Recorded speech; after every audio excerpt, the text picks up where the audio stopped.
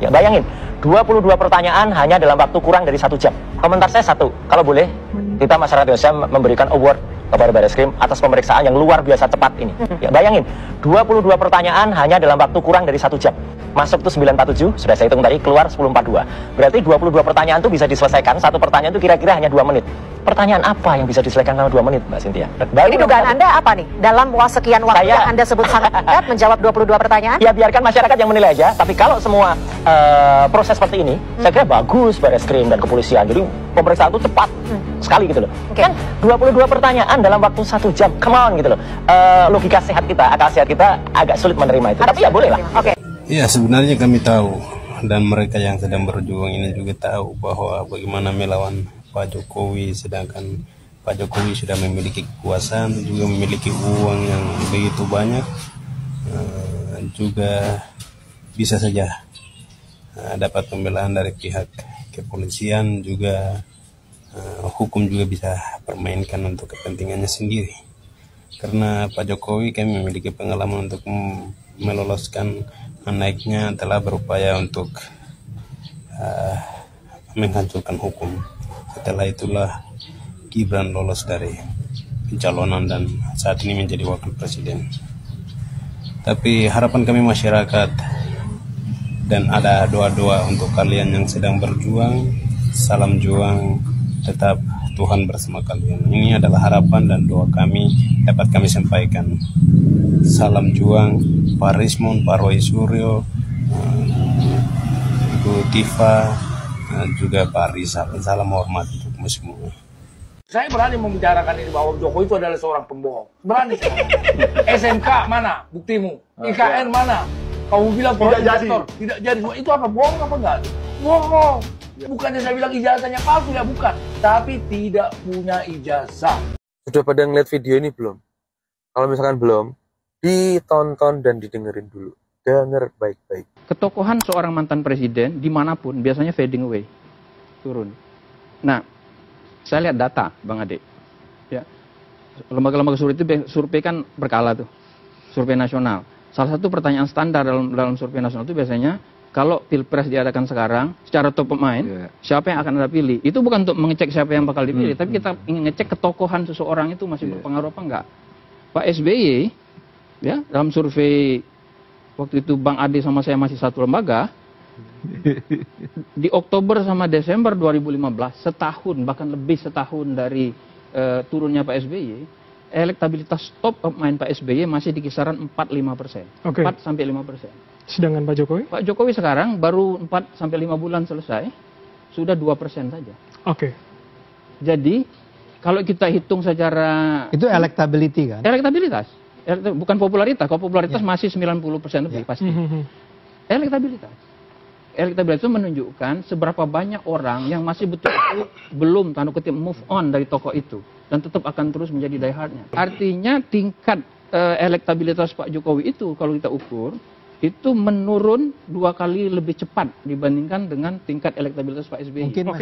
Itu artinya kita harus bersyukur. Karena cuma tinggal 2% doang yang masih bisa dibohongin dengan pencitraan palsunya dia. Itu bukan gue yang ngomong loh ya. Apa lo?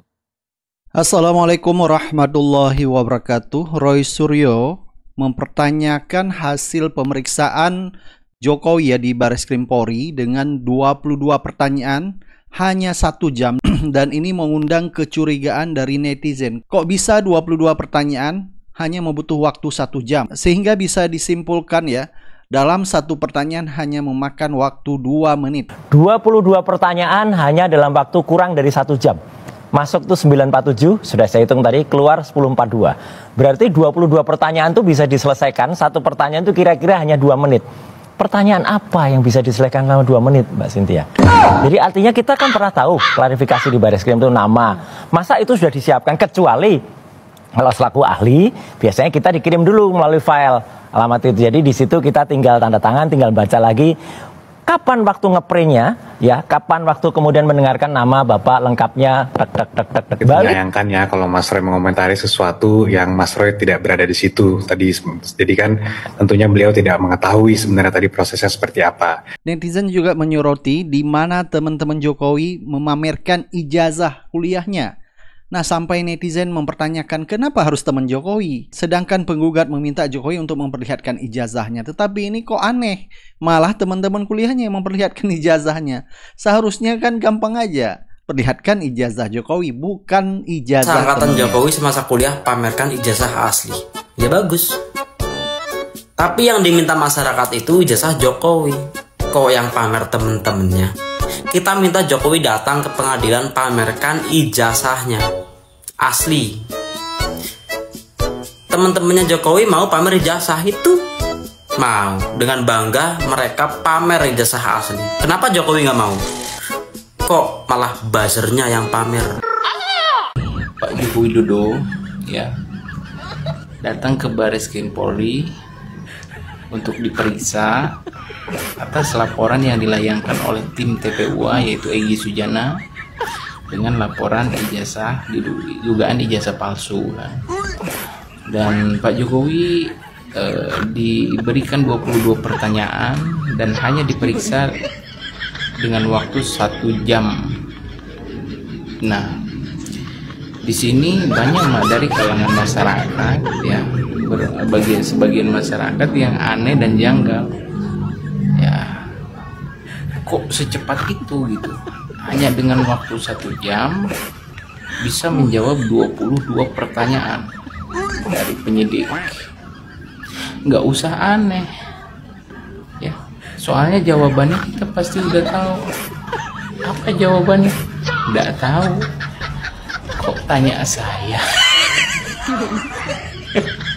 Saya sempat menyebut kalau misalkan memang ijazahnya asli itu tinggal ditunjukkan aja, nggak perlu sampai repot-repot seperti ini. Mungkin bisa ada tanggapan Pak Jokowi? Saya itu sebetulnya sedih kalau proses hukum mengenai ijazah ini maju lagi ke tahapan berikutnya. Setelah kalian nonton videonya, bingung kan? Ya bingung. Bingung kenapa? Karena balik lagi di sini, si Jokowi alias Mulyono ini tidak menjawab pertanyaan. Ibaratnya nih ditanya ini tapi jawabannya lain. Bayangkan kamu seorang mantan presiden, tapi konsep berpikirmu itu tidak jelas. Maksud saya di sini nih Pak, ketika para wartawan itu bertanya, tolong dijawab sesuai dengan pertanyaan. Ini pertanyaan bukan soal tentang bagaimana responmu terhadap orang yang melapor tentang ijazah palsu ini. Ini pertanyaan tentang bagaimana tanggapanmu soal pernyataan Megawati. Ini dua konteks yang berbeda loh Pak. Tapi di sini kamu sebagai seorang mantan presiden tapi tidak bisa memahami itu. Ini lucu sih Pak. Dari jawabannya Pak Jokowi ini agak menerawang dan agak membingungkan gitu. Lama banget, biasalah slow. Di sebelumnya itu nyerocosnya cepet. Nah ini agak lambat, memikir dan nerawang kata gue. Kok bilangnya kasihan, sayanya sebenarnya kasihan. Kasus ini harus berlanjut ke tahap berikutnya. Lah kalau kasihan ya udah tunjukin aja Pak. Tunjukin, apa susahnya? Apa susahnya? Berjiwa besar, tunjukin. Emang harus ada korban lagi ya. Korban akibat pengen menuntut kejelasan ijazah ini, orang mesti dipenjara lagi, ngabisin duit negara, sidang lagi. Katanya Bapak nggak mau berlarut-larut, katanya Bapak kasihan sama orang-orang ini. Tunjukin, kalau bener ada tunjukin. Susah amat. Oke, saya menyatakan dukungan penuh ya terhadap langkah dari Profesor Yusuf Leonard yang telah melaporkan kader PSI itu ke Bareskrim Mabes Polri atas dugaan pelanggaran Undang-Undang ITE terkait dengan unggahan foto ijazah Jokowi ya. Jadi tindakan ini kan bukan sekedar pelaporan, tetapi penegasan bahwa era digital kan bukan ruang untuk menyebarkan dokumen tanpa izin ya. Nah, ini yang buat kasus ini menjadi titik balik itu justru malah kenyataannya foto ijazah Jokowi yang detail dan setajam itu dari stempel, tanda tangan hingga nomor seri itu kan baru muncul sekali itu. Yang diunggah ya saat Dian Sandi ini. Selama bertahun-tahun kan polemik ijazah ini kan bergulir, tidak pernah ada publikasi resmi dari pihak manapun tentang detail dokumen yang serupa yang diposting itu. Nah, ini kalau menurut saya ya blunder ya. Jadi justru ini kan menjadi senjata makan tuan. Di satu sisi para pendukung kan selama ini bersikukuh bahwa ijazah itu sah dan tidak perlu dipersoalkan. Tapi di sisi lain, ya unggahan itu kan malah justru membuka dokumen itu ke publik dan secara utuh gitu loh. Sehingga kini justru menjadi objek yang bisa dianalisa publik untuk keperluan yang lebih luas kan begitu. Ini kan tidak hanya menyulitkan posisi mereka sendiri malahan, tapi juga membuka ruang pertanyaan baru. Dari mana sebenarnya sumber dokumennya itu?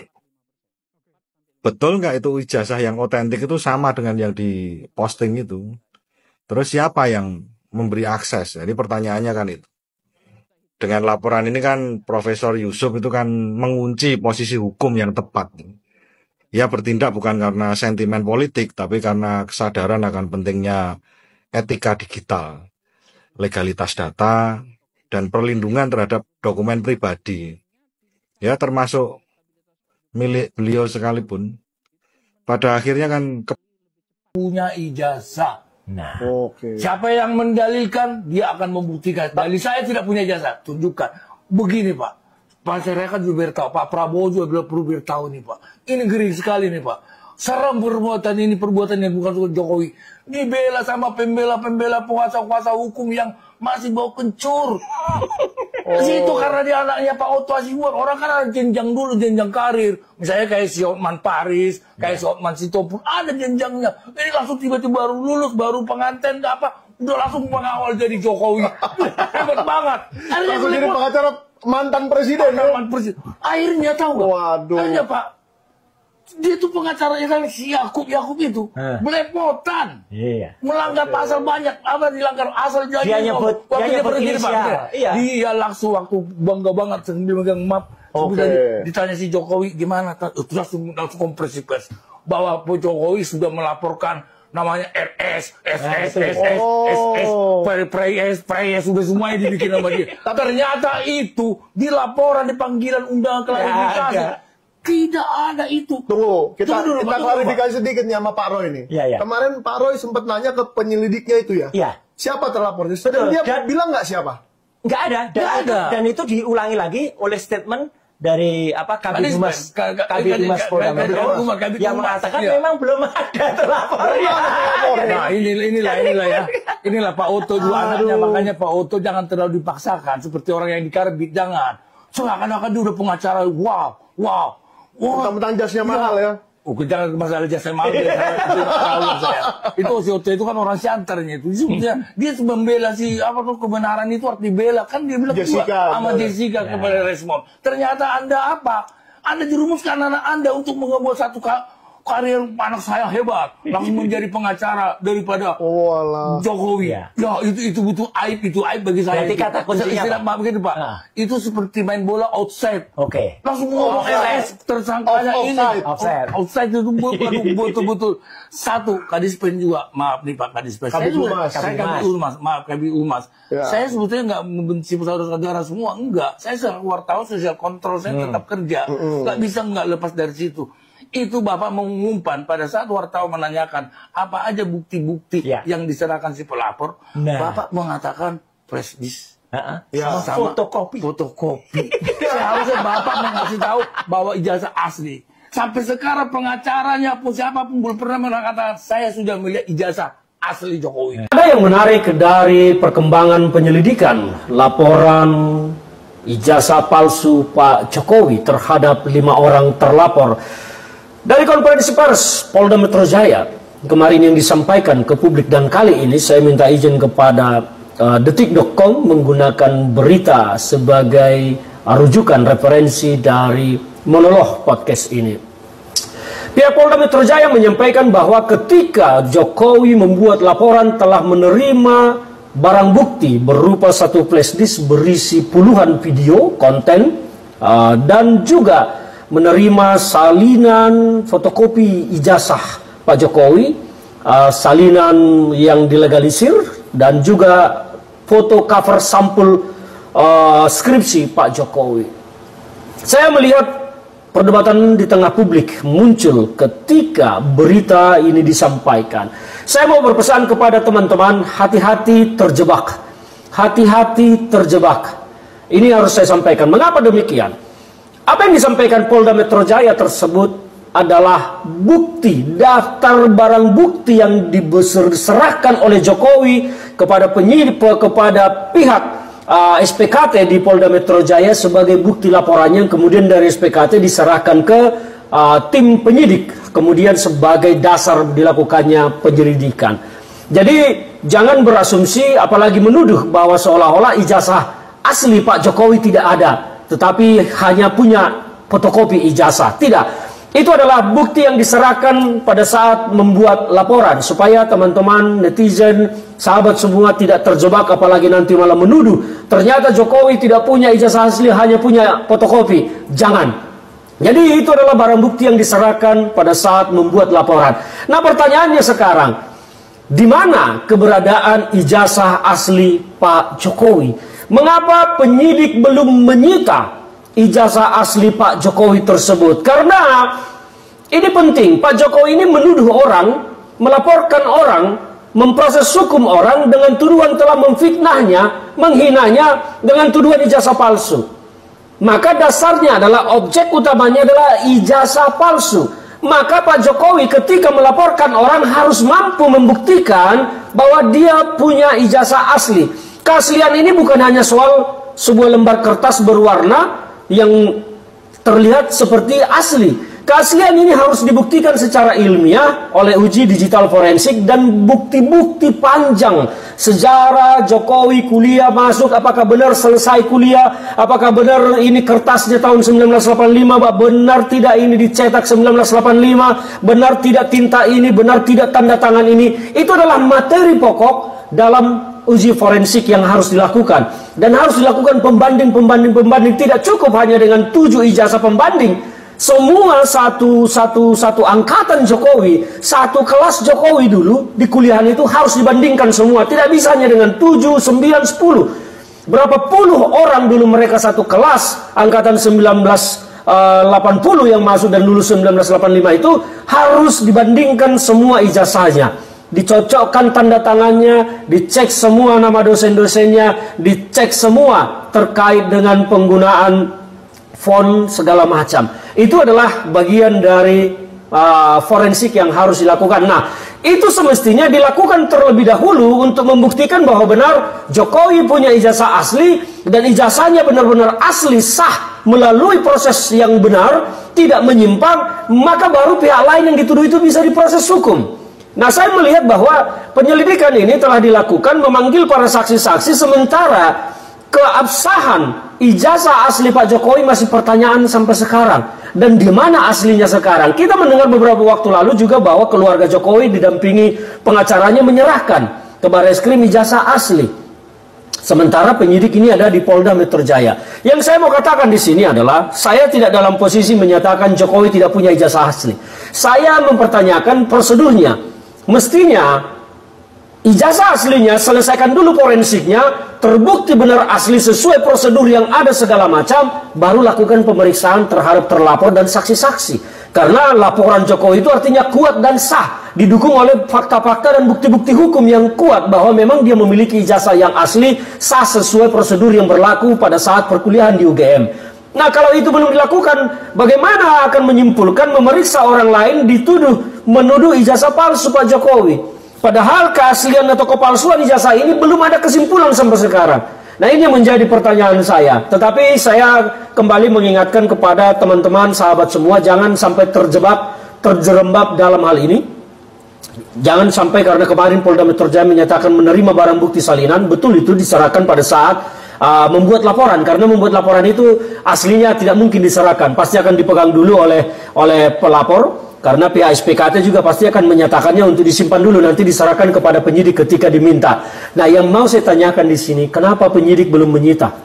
Harusnya dilakukan sita terhadap ijazah tersebut untuk dilakukan uji forensik pembuktian secara utuh dan komprehensif. Nah, inilah yang mau saya pesankan, kita tunggu saja. Tetapi saya berharap bahwa pihak kepolisian akan berpihak kepada kejujuran dan kebenaran dalam melakukan proses hukum atas laporan ijazah palsu Pak Jokowi ini. Jangan sampai citra Polri yang selama ini sudah agak negatif di tengah publik terkait kejujuran semakin tercoreng dengan penanganan hukum terhadap laporan Pak Jokowi ini. Salam dari saya, Ferdinand Huta Hayan.